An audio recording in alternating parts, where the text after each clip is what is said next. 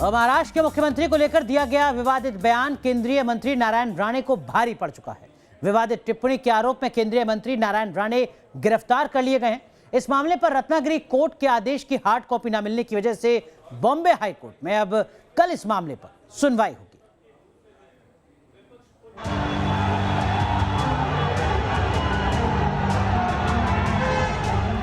नारायण राणे के घर की तरफ बढ़ती भीड़। राणे के खिलाफ गुस्से में शिवसेना कार्यकर्ता।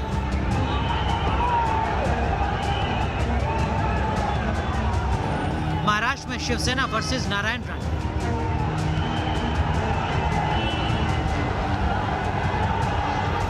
मुंबई और नासिक में बीजेपी दफ्तर पर शिव सैनिकों का प्रदर्शन। उद्धव ठाकरे पर नारायण राणे के बयान पर मचा विवादित बयान को लेकर गिरफ्तार किए गए नारायण राणे। रत्नागिरी कोर्ट ने खारिज की राणे की अग्रिम जमानत याचिका। जन आशीर्वाद यात्रा के दौरान रायगढ़ में सीएम उद्धव ठाकरे को लेकर दिए गए विवादित बयान के मामले में केंद्रीय मंत्री नारायण राणे को गिरफ्तार कर लिया गया है। नारायण राणे के बयान को लेकर आज सुबह से महाराष्ट्र के अलग अलग शहरों में विरोध प्रदर्शन हुआ। दरअसल राणे के बयान का साइड इफेक्ट कुछ ऐसा हुआ कि मुंबई से नासिक तक पूरे महाराष्ट्र में शिव सैनिक बीजेपी दफ्तरों पर उमड़ पड़े और नारेबाजी प्रदर्शन करने लगे। इस दौरान कई कार्यकर्ता और पुलिस वाले जख्मी भी हुए।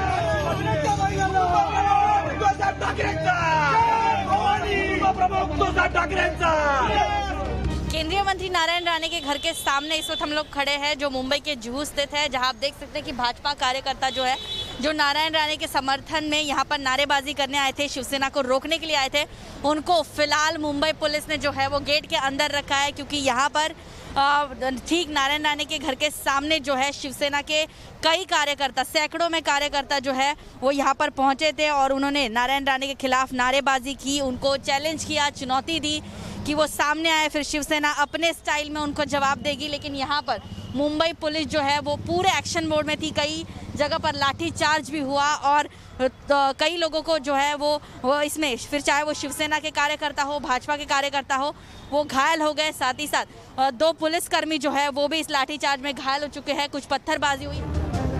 केंद्र में मंत्री बनने के बाद नारायण राणे पिछले कुछ दिनों से महाराष्ट्र में जन आशीर्वाद यात्रा कर रहे थे। इसी दौरान रायगढ़ में उद्धव ठाकरे पर दिए उनके एक बयान ने तूल पकड़ लिया। राणे के बयान को लेकर उनके खिलाफ 3 एफआईआर दर्ज हो चुकी हैं। इस बीच रत्नागिरी कोर्ट ने केंद्रीय मंत्री नारायण राणे की अग्रिम जमानत याचिका खारिज कर दी। बीजेपी नेता और पूर्व सीएम देवेंद्र फडणवीस नारायण राणे के बयान से किनारा करते थे, लेकिन उन्होंने ये भी साफ कर दिया कि पूरी बीजेपी नारायण राणे के साथ खड़ी है। श्री नारायण रावजी राणे इन्होंने मुख्यमंत्री जी के बारे में जो टिप्पणी की, हम उसका समर्थन नहीं करते। इस वक्तव्य के बाद जिस प्रकार से पुलिस का राज चलाने का प्रयास सरकार की ओर से किया जा रहा है, मैं स्पष्ट रूप से कहता हूं कि भारतीय जनता पार्टी वक्तव्य का समर्थन नहीं करेगी, पर व्यक्ति का समर्थन पूरे तरीके से करेगी। मुंबई की सियासत में नारायण राणे की पहचान फायर ब्रांड नेता के तौर पर रही है, लेकिन उनका एक बयान अब उनके गले की फांस बनता जा रहा है। एनसीपी नेता नवाब मलिक ने राणे के बयान को महाराष्ट्र का अपमान करार दिया।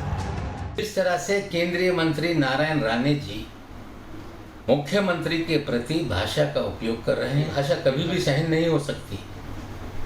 समझना पड़ेगा कि कानून से ऊपर कोई नहीं, कानूनी कार्रवाई निश्चित रूप से होगी। जिस नारायण राणे को बाला साहब ने मुख्यमंत्री किया, उसी नारायण राणे ने बाला साहब के पुत्र की जो राज्य के मुख्यमंत्री है उद्धव साहब के खिलाफ स्टेटमेंट किया है, वो निश्चित रूप से आक्षेपार्ह है। नारायण राणे 16 साल की उम्र में शिवसेना में शामिल हुए थे। स्ट्रीट फाइटर की उनकी छवि से बाला साहेब ठाकरे भी प्रभावित थे। 1999 में नारायण राणे बीजेपी शिवसेना की सरकार में सीएम बनाए गए थे। हालांकि उद्धव ठाकरे को शिवसेना का कार्यकारी अध्यक्ष बनाने के बाद से राणे के सुर बगावती होने लगे थे। साल 2005 में नारायण राणे कांग्रेस में शामिल हुए। इसके बाद नारायण राणे ने अपनी पार्टी बनाई और फिर बीजेपी में शामिल हो गए। नारायण राणे सियासत के माहिर खिलाड़ी हैं। ऐसे में सियासी जानकार उनके बयान को जन आशीर्वाद यात्रा से जोड़ रहे हैं। Team news nation. चलिए अब बात करते हैं पंजाब कांग्रेस की, जहां अब तक ये माना जाता रहा कि नवजोत सिंह सिद्धू को अगर कांग्रेस का प्रदेश अध्यक्ष बना दिया जाएगा तो सियासी घमासान थम जाएगा, खत्म हो जाएगा। लेकिन जानकार लगातार तब से ही कह रहे थे कि अगर ऐसा होता है तो यहां से कांग्रेस के भीतर की जो घमासान है उसकी शुरुआत होगी। कुछ ऐसा ही अब दिख रहा है जब लगभग 30 विधायक, जिसमें मौजूदा मंत्री भी शामिल हैं, वो बगावत करते दिख रहे हैं पंजाब के अपनी ही पार्टी के मुख्यमंत्री कैप्टन अमरिंदर सिंह के खिलाफ। झुकते हैं पर्वत भी कहीं कहीं, रुकते हैं दरिया भी कहीं कहीं, बस रुकती नहीं रवानियां और झुकती नहीं जवानियां। पंजाब कांग्रेस में फिर घमासान। पंजाब में फिर सिद्धू वर्सेस कैप्टन की जंग। कैप्टन के खिलाफ फिर खोला मोर्चा। झुकते हैं पर्वत भी कहीं कहीं, रुकते हैं दरिया भी कहीं कहीं, बस रुकती नहीं रवानियां और झुकती नहीं जवानियां। पंजाब में अगले साल विधानसभा चुनाव होना है, लेकिन ऐसा लगता है कि पंजाब में कांग्रेस के भीतर मची बगावत बार बार सिर उठा रही है। पंजाब के सीएम कैप्टन अमरिंदर सिंह के खिलाफ उनकी ही कैबिनेट के मंत्री और विधायकों ने मोर्चा खोल दिया है। कैबिनेट मंत्री तृप्त राजेंद्र सिंह बाजवा के घर 4 कैबिनेट मंत्री और 20 विधायकों ने बैठक की। मंत्री के घर जो मीटिंग चल रही जिसमें 20 से ज़्यादा विधायक थे और कई मंत्री इसमें शामिल थे। आप देख सकते हैं कि उसमें से एक विधायक जो है वो मीटिंग खत्म करके जो है वो यहाँ से निकले हैं। गोल्डी विधायक हैं और ये अब मीटिंग खत्म करके जो है यहाँ से निकले हैं। और जिस तरह से जो विरोधी खेमा है कैप्टन अमरिंदर सिंह का, वो इस विरोधी खेमे के जो है वो विधायक यहाँ पर मीटिंग कर रहे हैं और अब एक एक करके जो है वो बाहर निकल रहे हैं। तो कहीं ना कहीं जिस तरह से कैप्टन अमरिंदर सिंह से कई विधायक और मंत्री नाराज थे, तो वो आज एक बार फिर जो कैबिनेट मंत्री हैं तृप्त राजेंद्र बाजवा, उनके घर पर वो मीटिंग कर रहे हैं।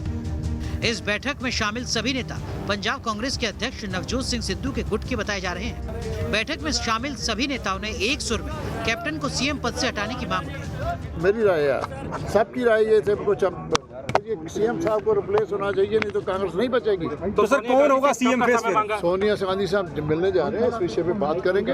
अभी कितने विधायक आपके साथ हैं? जो नंबर छोड़ो, जब दिल्ली पहुंचेगा आपको पता चल जाएगा।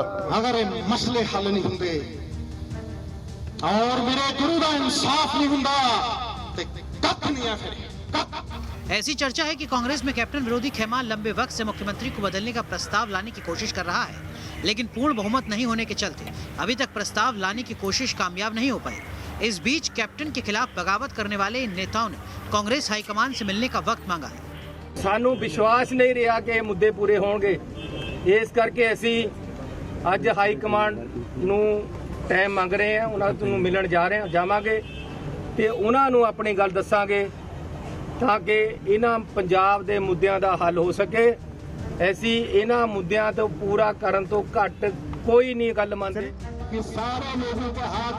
पंजाब में सिद्धू कैप्टन के बीच की अदावत किसी से छिपी नहीं है। हालांकि सिद्धू को पंजाब कांग्रेस की कमान मिलने पर लगा था कि पंजाब कांग्रेस में अब ऑल इज वेल है, लेकिन एक बार फिर कैप्टन के खिलाफ सिद्धू गुट मैदान में उतर गया है।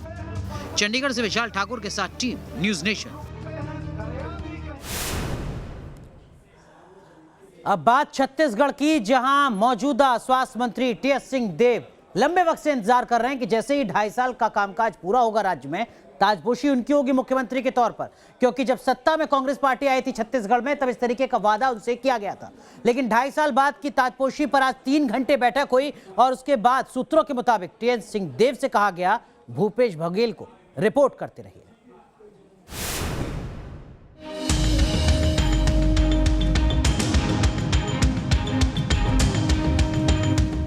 दिल्ली दरबार पहुंचा छत्तीसगढ़ कांग्रेस का झगड़ा। मीडिया रिपोर्ट्स के मुताबिक मुख्यमंत्री न बनाए जाने से नाराज हैं टीएस सिंह देव। पंजाब के बाद छत्तीसगढ़ कांग्रेस में कलह से कांग्रेस आलाकमान परेशान है। बताया जा रहा है कि पावर शेयरिंग को लेकर सीएम भूपेश बघेल और स्वास्थ्य मंत्री टीएस सिंह देव के बीच तलवारें खिंची हैं। इस विवाद के निपटारे को लेकर आज सुबह करीब 3 घंटे तक राहुल गांधी के आवास पर हाई लेवल मीटिंग हुई। सूत्रों के मुताबिक राहुल गांधी के आवास पर 3 घंटे तक चली हाई लेवल मीटिंग में पार्टी आलाकमान ने भूपेश बघेल पर भरोसा जताया। भूपेश बघेल मुख्यमंत्री बने रहेंगे।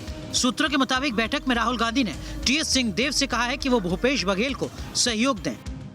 इस बैठक में कांग्रेस के संगठन महासचिव केसी वेणुगोपाल और पार्टी के छत्तीसगढ़ मामलों के प्रभारी पीएल पुनिया भी मौजूद थे। टीएस सिंहदेव साहब अपनी हक की बात कर रहे हैं। जो प्रॉमिस उनसे किया गया था कि 2.5 साल के लिए मुख्यमंत्री की कुर्सी उन्हें दी जाएगी, ऐसी कोई चर्चा है? मीटिंग में तो कोई चर्चा नहीं है। सियासी जानकारों के मुताबिक छत्तीसगढ़ की कांग्रेस सरकार में चल रहे 2.5 साल के फॉर्मूले पर एक और बैठक के बाद फिर अल्प विराम लग गया है। लेकिन छत्तीसगढ़ में कुर्सी की जंग क्या अब खत्म हो गई है? ये देखना दिलचस्प होगा। Team news nation. पाकिस्तान के पाले पोसे आतंकी जब जब कश्मीर में खून खराबा करने की साजिश रचते हैं तो हमारे जवान उन आतंकियों की कब्र खोद देते हैं। इस बार सोपोर में सुरक्षा बलों ने एक नहीं बल्कि 3 आतंकियों को ढेर किया है। इन दहशतगर्दों के पास से भारी मात्रा में हथियार और गोला बारूद भी मिला है।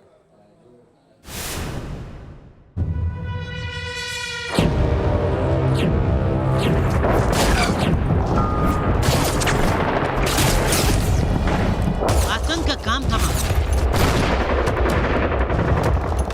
मारे गए 3 दहशतगर्द। कश्मीर पर काली निगाह डालने वालों को भारतीय सुरक्षा बल चुन चुन कर मौत के घाट उतार रहे हैं। पाकिस्तान के पाले पोसे एक आतंकी को उसके अंजाम तक पहुंचाया जा रहा है। इस बार जम्मू कश्मीर के सोपोर में सुरक्षा बलों को बड़ी कामयाबी मिली है। यहाँ 3 आतंकियों को ढेर कर दिया गया। इन आतंकियों के पास हथियार, गोला बारूद और आपत्तिजनक सामग्री बरामद की गई। सोपोर में भी कल शाम से ही एनकाउंटर चल रहा था जिसमें 3 मिलिटेंट्स को जो है मारा गया है। असला बारूद भी वहां बरामद हुआ है। अभी आइडेंटिफिकेशन जो है हो रही है, लेकिन पिछले कुछ समय से लगातार जो है ऑपरेशन बढ़ गए हैं क्योंकि जो दोनों कमांडर थे, बहुत बड़े कमांडर थे टीआरएफ के, अब्बास शेख जो कि 2005 से एक्टिव था और साकिब जो कि उसका डिप्टी था और पिछले कुछ समय से ही एक्टिव था, लेकिन श्रीनगर में काफ़ी जो है OGW नेटवर्क बना चुके हैं, काफ़ी नई रिक्रूटमेंट्स भी कर चुके हैं। इससे पहले 21 जून को शोपोर में ही लश्कर के 3 आतंकवादियों को ढेर किया गया था। इसमें 10 लाख का इनामी आतंकी मुदस्सिर अहमद भी मारा गया था। वहीं पिछले 24 घंटे में घाटी में 2 एनकाउंटर हुए। सोपोर के अलावा श्रीनगर के बटमालू इलाके में भी सुरक्षा बलों ने 2 आतंकियों को एनकाउंटर में मार गिराया। दोनों आतंकी टीआरएफ के बताए जा रहे हैं। श्रीनगर पुलिस के मुताबिक पिछले 3 महीने से पुलिस इन आतंकियों की तलाश में जुटी थी और आखिरकार इन दोनों दहशतगर्दों को ढेर कर दिया गया। श्रीनगर पुलिस पिछले 3 महीना से रिगरसली इसको फॉलो कर रहा था। जो आज इनपुट जब पक्का हो गया तो श्रीनगर पुलिस का इनफैक्ट एसओजी श्रीनगर का 10 हमारे जवान सिविल में कवर्ड ऑपरेशन में लॉन्च किए, उनको घेरा डाला, उधर से फायरिंग आया, फिर हमारे लोग रिटेलिएट किया और सिर्फ इनकाउंटर में 5 से 10 मिनट इनकाउंटर चला, उसमें 2 टेररिस्ट मारे गए। भारतीय सुरक्षा बलों ने ठान लिया है कि जब तक एक भी आतंकी जिंदा है उनकी बंदूकें इसी तरह आतंक का खात्मा करने में लगी रहेंगी। श्रीनगर से मीर फरीद के साथ टीम न्यूज़ नेशन। देश के अलग अलग हिस्सों में जैसे जैसे कोरोना के मामले कम हो रहे हैं वैसे वैसे राज्य सरकार स्कूल खोलने पर फैसला ले रही है। उत्तर प्रदेश में आज से 6ठी से 8वीं तक के स्कूल खोल दिए गए हैं। साथ ही साथ जिन राज्यों में अभी तक स्कूलों को नहीं खोला गया है वहां सवाल यही है कि आखिर स्कूलों को खोला कब जाएगा और इतना इंतजार आखिर बेवजह क्यों किया जा रहा है।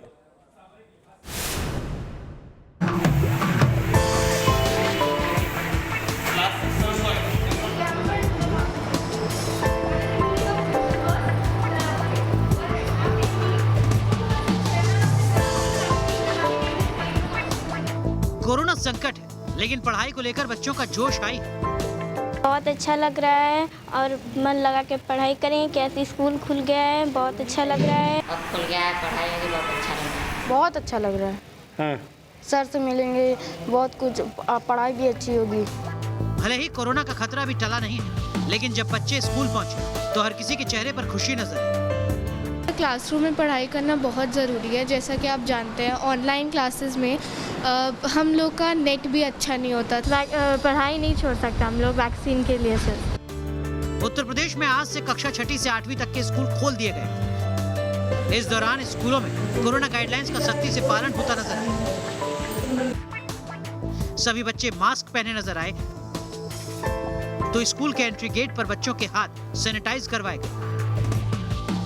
क्लासरूम में भी बच्चों के बीच सोशल डिस्टेंसिंग नजर आई। वैसे तो कोविड से बहुत नुकसान हुआ, लेकिन कोविड से एक सबसे बड़ा नुकसान बच्चों की पढ़ाई को लेकर हुआ। एक स्कूल में है और आप देख सकते हैं कि ये क्लास 7th है, जहां पर एक बार फिर से क्लासरूम में बच्चे मौजूद हैं। हालांकि कुछ लोगों का मानना है कि जब तक बच्चों को वैक्सीन नहीं लग जाती है तब तक कक्षाएं शुरू नहीं होनी चाहिए, लेकिन आप समझिए कि इसका कितना बड़ा नुकसान हो रहा है। क्या है कि बच्चों के स्वास्थ्य पर बुरा असर पड़ रहा है। वैसे में जो तमाम पेरेंट्स हैं, जो टीचर्स हैं और जो बच्चे हैं, वो खुद चाहते हैं कि वो क्लासरूम में आकर पढ़ाई करें। कोरोना संकट के चलते स्कूलों को 2 पालियों में चलाया जा रहा है। पहली पाली में सुबह 8 बजे से 11 बजे तक क्लासेस होंगी, तो दूसरी पाली 11:30 बजे से 2:30 बजे तक। इसके साथ ही स्कूल में छात्रों की उपस्थिति अनिवार्य नहीं की गई। कक्षाओं को अभी सिर्फ 50% क्षमता के साथ शुरू किया गया है। 2 साल से बच्चे सफ़र कर रहे हैं, ऑनलाइन क्लासेस हो रही हैं और रियल नॉलेज स्कूल में ही मिलती है। और आई थिंक कि बड़ों को तो वैक्सीन लग ही रही है, तो अगर सब बड़ों को लगी है, जैसे हमारा स्कूल फुली वैक्सीनेटेड है, सारे स्टाफ वैक्सीनेटेड है, सबको 2 डोजेज लगी हैं, तो फिर बच्चों को अनसेफ फेल करने का कोई वो नहीं है, सेफ है। हालांकि दिल्ली में अभी स्कूल खोलने का कोई फैसला नहीं हुआ। ऐसे में पेरेंट्स का सवाल है कि जब दिल्ली में सब कुछ खुल चुका है तो फिर स्कूल कब खुलेंगे। Team news nation. गुजरात में तरक्की की नई इबारत लिखी जा रही है। मोढेरा गुजरात का पहला ऐसा गांव होगा जो सौर ऊर्जा से जगमगाएगा।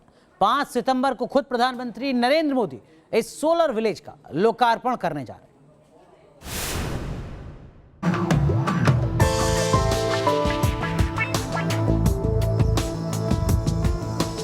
सोलर एनर्जी से दमकेगा गुजरात का मोढेरा गांव। 5 सितंबर को पीएम मोदी करेंगे मोढेरा सोलर विलेज का लोकार्पण।